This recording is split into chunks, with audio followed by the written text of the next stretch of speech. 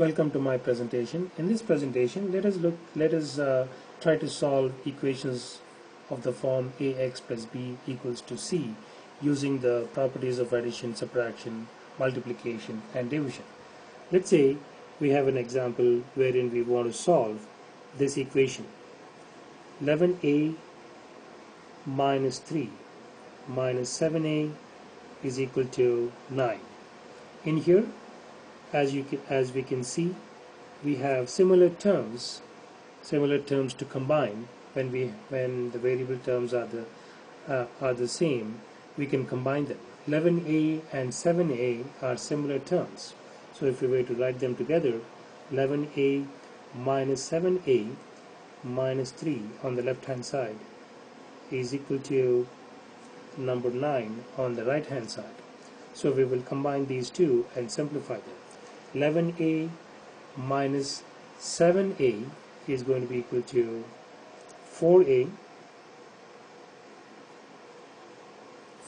minus 3 is equal to 9. We want to find the value of a, or we want to isolate the a term to one side of the equal to sign, and to do that we're going to use this addition subtraction rules to arrive at that. Since we have a negative 3 in this left hand side of the equation, we're going to add positive 3 to both sides of the equation,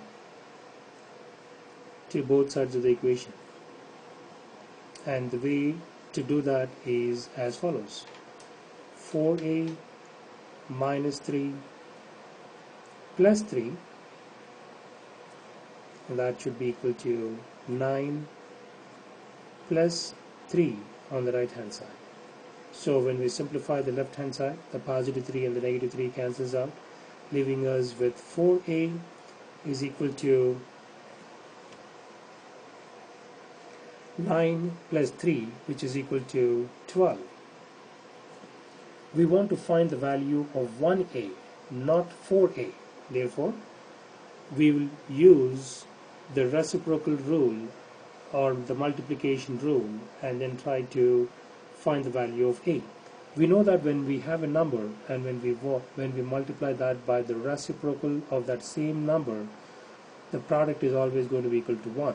So in here we're going to multiply by the reciprocal of 4, which is going to be equal to 1 over 4 on both sides of the equation. And when we do that, this is what we're going to arrive at: 4a times 1 over 4, this is the reciprocal of 4, is equal to 12 times 1 over 4.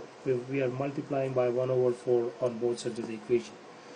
So when we do that, the 4 in the numerator, 4 in the denominator on the left hand side cancel out, leaving us with just a is equal to 12 is the multiples of 4. 4 times 1 is 4. 4 times 3 is 12. Therefore, on the right hand side, the value of a is going to be equal to 3.